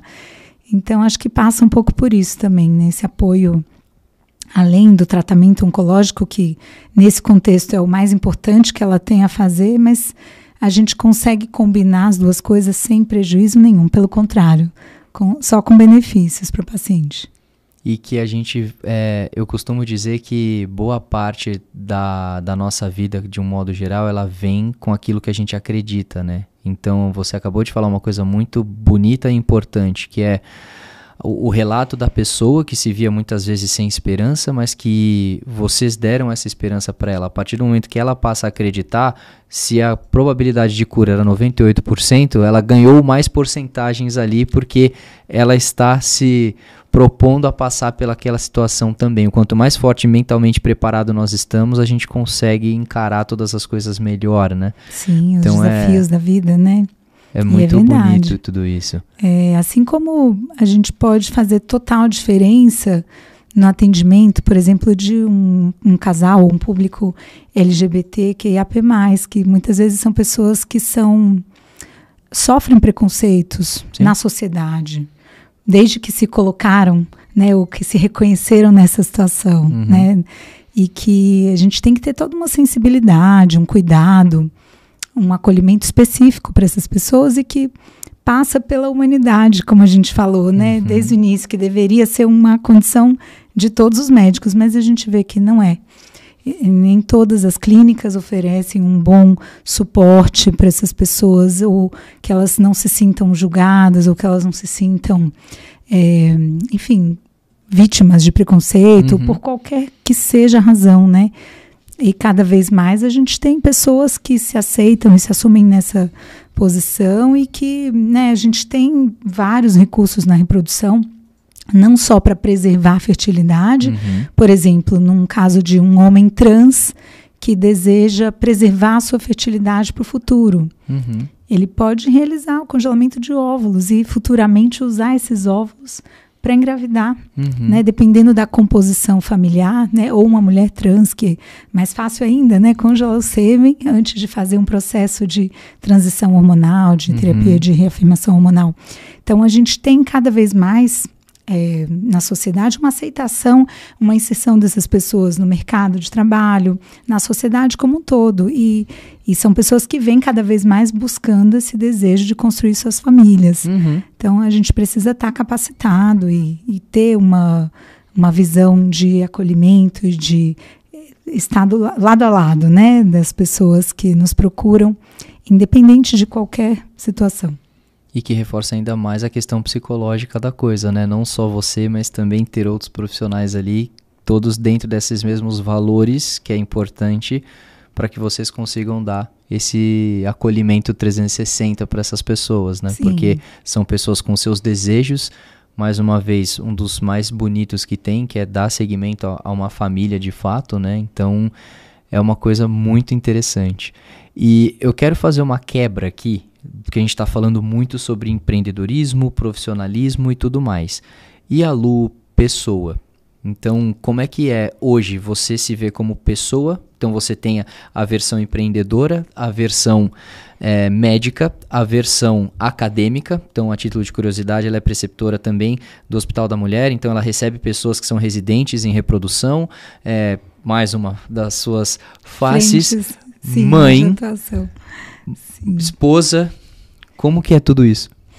Olha, eu tenho um parceiro, né, um marido que é maravilhoso no sentido de parceria, de estar junto, de dividir responsabilidade, o que eu acho que é fundamental para qualquer mulher bem-sucedida, porque encarar tudo isso sozinha é muitas vezes difícil, né? Como eu falei lá no começo da conversa, a gente vai falhar, não vai ser perfeito em tudo. Tem dias que eu não me sinto uma mãe perfeita, tem dias que eu não me sinto uma profissional perfeita. Então, a gente é humano, né? E faz parte reconhecer a nossa falha, a nossa limitação, mas acho que ter uma boa rede de apoio, começando dentro de casa, com a pessoa que a gente escolhe para estar do nosso lado, é fundamental. Eu tive a sorte também de poder contar com pessoas maravilhosas que colaboram com a nossa rotina, com o nosso dia a dia, na rotina da casa, das crianças. Isso acho que também para uma mulher empreendedora é fundamental, né? A gente não vai dar conta de tudo sozinha, mas eu tendo a ter uma visão de que eu me considero uma melhor mãe porque eu também não estou em casa, estou trabalhando e estou indo atrás do meu sonho.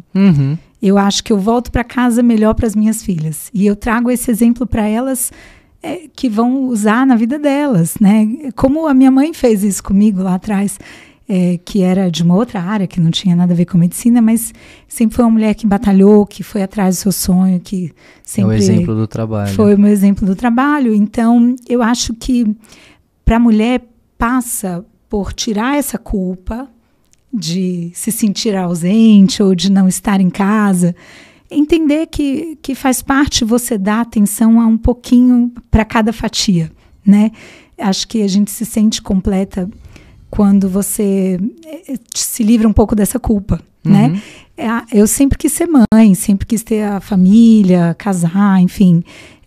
Estou junto com o Pierre, meu marido, desde 2009, né? 15 anos a gente vai fazer esse ano. Então, 15 anos juntos, casados desde 2013, há 11 anos. E com 2 filhas de 8 e de 4.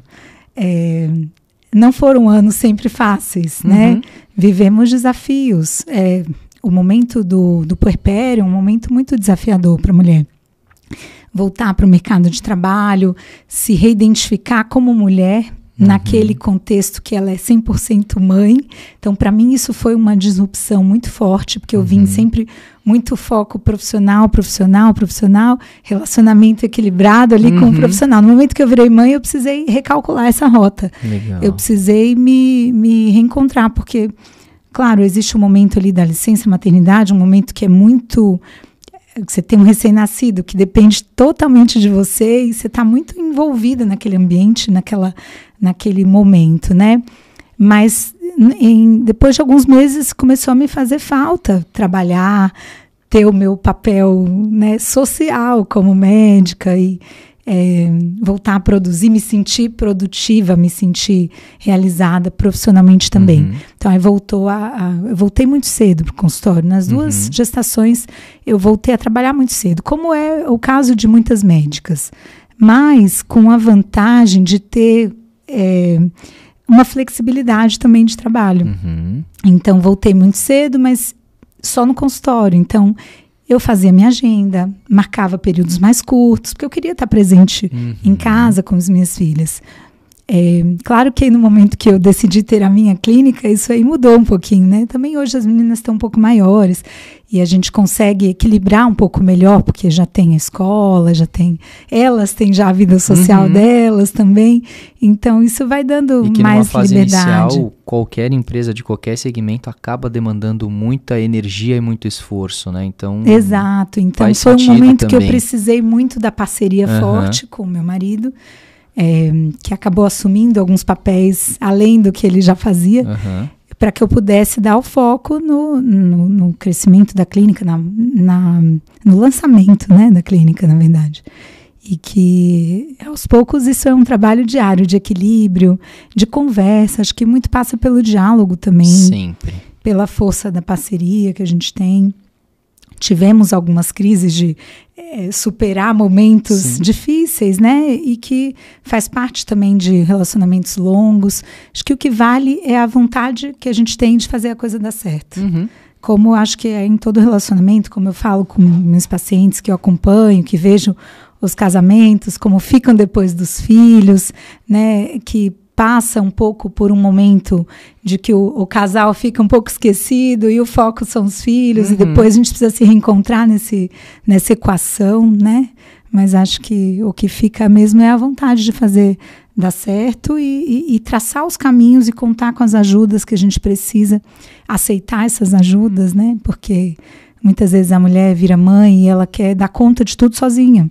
E aí ela vai acabar num lugar que, se não é o que ela quer, ela vai se frustrar, né? Se ela não aceita a ajuda do parceiro ou da família, ou contar com essa, ou se ela não tem a possibilidade de ter essa rede de apoio. Responsabilidade, ela tem essa força de conseguir lidar com muitas coisas ao mesmo tempo. E a sociedade também coloca muito nas costas da mulher, né? O homem tem 5 dias de licença paternidade, né? Então, muitas vezes a mulher se vê sozinha nesse puerpério, nesse momento que ela tá solitária, né? Não tem, às vezes, com quem contar, e isso é difícil para muita gente. Tanto que eu vejo que muitos casamentos acabam ali no primeiro ano de filhos, né? Então, isso é uma coisa que eu cuido muito das minhas pacientes, para que elas cuidem dos seus relacionamentos. É uma fase, né? Exato, para trazer esse lado da moeda. O fato de eu ter filhos ajuda, né? Eu falo, eu também passei por isso, vai melhorar. E é isso. E a gente tem uma rede de apoio. E olha, se o problema é esse, a gente tem essa solução. Ou vamos pensar num caminho, né? De uma terapia, ou enfim. E tem um ponto que você falou que eu julgo de extrema importância, não só para a fase de uma nova vida que se insere na vida do casal, mas para todas as frentes da vida como um todo, que é o diálogo. Acho que as pessoas subestimam o valor que o diálogo tem.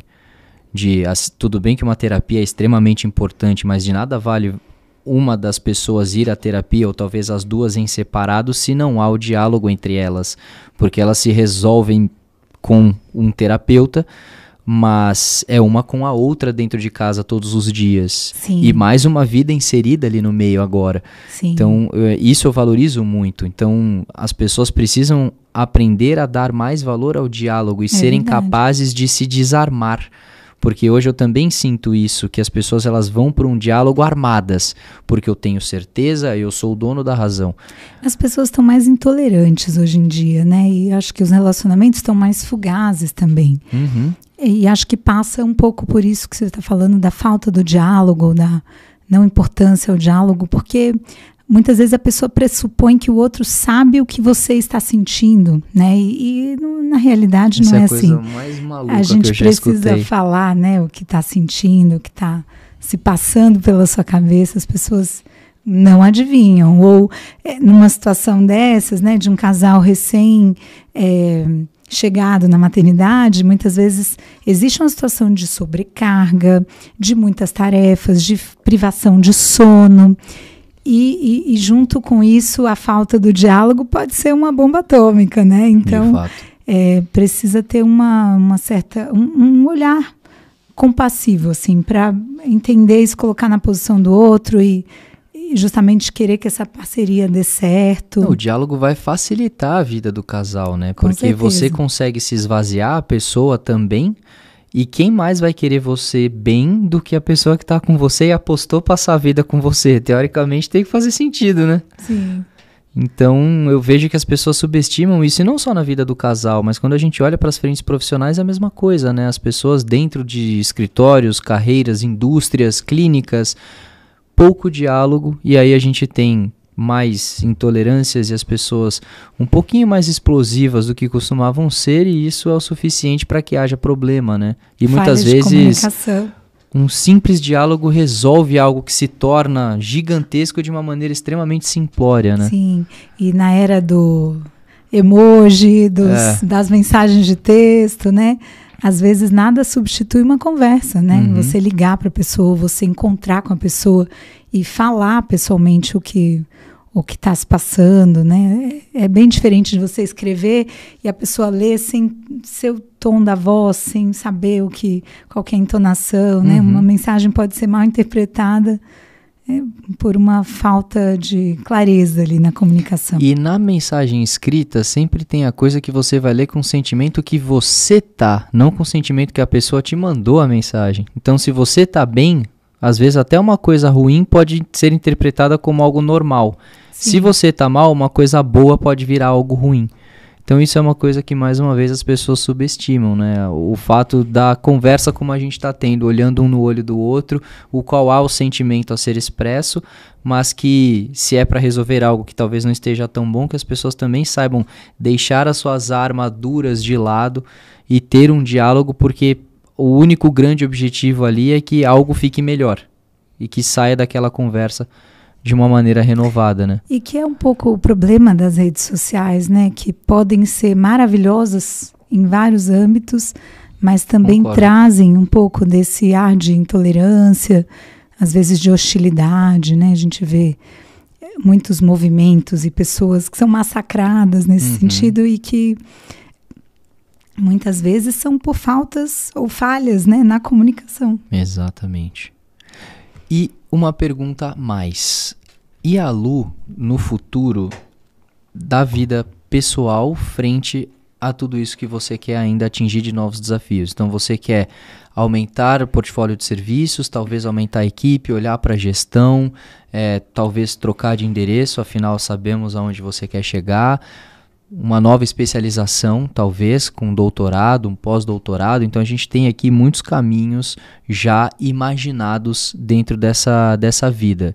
E você, como pessoa, acompanhando todo esse processo, você tem também desejos que você quer aliar a isso?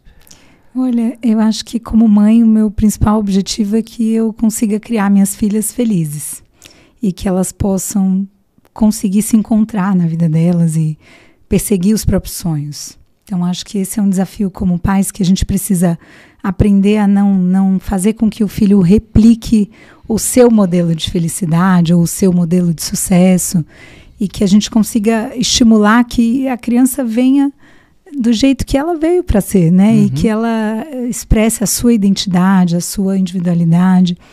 Acho que isso é um grande desafio, mas acho que no fim é o objetivo de todos os pais, que os filhos sejam felizes e que tenham sucesso na vida também. Acho que, assim, um dos pontos é sempre buscar esse equilíbrio, né, entre a vida pessoal e profissional. Acho que eu não me sentiria realizada se eu não me sentisse uma boa mãe, uma boa esposa. Enfim, eu acho que faz parte da minha realização pessoal ter uma realização profissional e vice-versa. Então, acho que eu sou uma melhor profissional porque eu estou bem em casa, com a minha família, com meus filhos, com meu marido, e porque também estou bem em casa porque eu estou bem no trabalho, né? É uma troca, porque no fim somos indivíduos. Acho que a gente não consegue dissociar o lado pessoal do lado profissional. Se você está infeliz, você não vai fazer um bom trabalho. Ao mesmo tempo que se o seu trabalho está te sobrecarregando, eu vejo isso muito nas pacientes, que às vezes estão numa empresa, num trabalho que está consumindo, e às vezes aquilo reflete no relacionamento, nos filhos. Então, no fim, a gente é um conjunto, né, da obra. A gente precisa olhar para cada detalhe. Acho que o equilíbrio, a chave do equilíbrio é pensar na gente como um todo e não dissociar a pessoa física da pessoa jurídica, né? Ou fazer com que uma coisa trabalhe pela outra, né? Que seja um ciclo virtuoso. Excelente, excelente. Eu tenho duas últimas coisas a trazer. Uma delas é te perguntar se tem alguma pergunta que eu não fiz e que você gostaria que eu tivesse feito, ou algo que você queira dizer. E a segunda é algo que eu sempre peço para todo mundo que eu falo, que é dar um conselho para quem está assistindo, que mudou a sua vida e também pode mudar a vida de alguém. Olha, eu acho que em relação ao primeiro tópico, falamos sobre tudo. Para mim foi, como eu te falei, uma experiência muito interessante. Que legal. Estar aqui falando de empreendedorismo, falando da minha história pessoal e profissional. A gente fala muito em podcasts, em entrevistas, sobre medicina, né? Sobre temas técnicos, sobre doenças, sobre saúde, enfim. Mas falar sobre empreendedorismo foi uma novidade para mim. Então, eu gostei muito dessa troca com você, acho que foi muito rica. E em relação a um conselho que eu posso dar para quem está nos escutando, acho que eu cheguei onde eu cheguei e continuo crescendo e me sinto realizada profissionalmente porque eu fui atrás do meu sonho. Então, acho que a gente só é feliz se você vai buscar o seu sonho, se você vai trabalhar com o que você ama. É uma máxima, é meio clichê, né? Aquela história de trabalhe com o que você ama e você não terá que trabalhar nenhum dia na sua vida, mas eu sinto isso, eu sinto que quando eu saio num sábado às 7 da manhã para fazer uma coleta de óvulos, ou quando eu tenho que voltar no meio do feriado porque estourou a bolsa de uma paciente e eu vim fazer um parto, ou saio na madrugada e me acordaram porque tem alguma urgência, eu não sinto que aquilo é um peso. Eu vou feliz porque eu amo o que eu faço. Então, eu acho que o principal conselho que eu gostaria de dar para as minhas filhas, né, e para quem está nos ouvindo, como uma fórmula aí de felicidade, é buscar um caminho, uma profissão que você se realize e que você se veja contente nela. Porque a gente é bom no que a gente faz bem e feliz. Concordo plenamente. Eu sempre escutei do meu pai, desde que eu era criança. Eu tive exemplos muito bons dentro da minha casa, uma mãe também muito batalhadora e guerreira, um pai que, assim, se sacrificou ao máximo que pôde para entregar o máximo que dava para mim, para minha criação. Eu sou filho único, no caso, e eu tive muito esse exemplo dentro de casa, de que as coisas se dão mediante o sacrifício, e sempre faça aquilo que você ama fazer, o que você gosta de fazer, porque você vai se doar mais, você vai ver propósito naquilo, você vai ver uma razão para você de fato se aplicar a fazer aquilo. E hoje eu me encontro nessa realidade também. Então, depois de muito tempo aí batalhando, hoje eu faço algo do qual eu amo. Uma das coisas que eu mais gosto de fazer é o que a gente está fazendo aqui. Conhecer histórias, conhecer pessoas, me conectar genuinamente com as pessoas por meio de histórias e afins. E aí, por isso que trago tantas perguntas aleatórias e diferentes, mas que eu gosto de entender não só seu lado profissional, mas a construção do seu ser, porque eu acho que é isso que é o grande charme que as pessoas têm para entregar por meio de histórias. Não existe só uma grande profissional, não existe só uma grande médica, não existe só uma grande mãe, existe a construção de uma pessoa chamada Ludmila, e ela é composta por todas essas faces que você tem. Então, enfim, é algo que eu concordo 200% com o que você falou. Você falou uma palavra que faz muito sentido para mim e que eu uso muito no dia a dia, que é propósito. Eu acho que também isso, ter um propósito, né, escolher uma profissão ou um caminho de vida, que não necessariamente precisa ser uma profissão, mas que você tenha propósito, eu acho que isso é uma chave para você estar realizado, se sentir no caminho certo e seguir trilhando esse caminho. Sem dúvida. Dá vontade, né? Exato. Excelente. Bom, uma última coisa, eu quero te deixar um brinde pela sua visita ilustre ao nosso podcast. Espero que goste. Aqui com vocês. Já vou abrir. Por favor, fica à vontade. Uma lembrança, já imagino o que é. Aqui, ó. Uma lembrança desse nosso dia juntos. Exatamente, que não é essa. Mas tenho da família. Uma mensagem específica para você aí. Ai, obrigada, que demais, perfeito. Foi um prazer estar aqui com você. Prazer meu. Espero ter impactado positivamente outras pessoas com a minha história.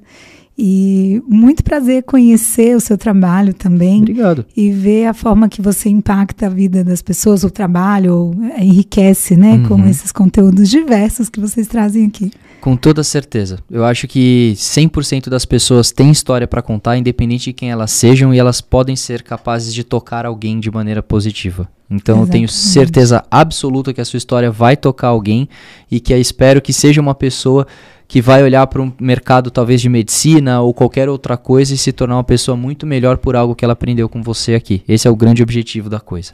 Então eu que agradeço você ter disposto do seu tempo para estar aqui com a gente e compartilhar a sua história. Fico feliz com esse feedback. E, bom, nos vemos em breve. Com toda certeza, com toda certeza. Gente, vocês que ficaram até o final, nosso muito obrigado. Quero relembrá-los de que as nossas gravações são feitas no Blue Space, então se vocês querem, assim como eu, conhecer pessoas maravilhosas, ter a experiência de, por meio disso aqui, ganhar autoridade dentro do seu mercado, ou enfim, produzir conteúdos que podem ser relevantes para você ou para o seu público, a gente tem tudo que você precisa para tirar a ideia do papel. Então, contato com o QR Code na tela ou na descrição do vídeo, procura a gente te atende da melhor maneira possível. Mais uma vez, obrigado, Ludmila, obrigado a vocês e obrigado, Pedrão.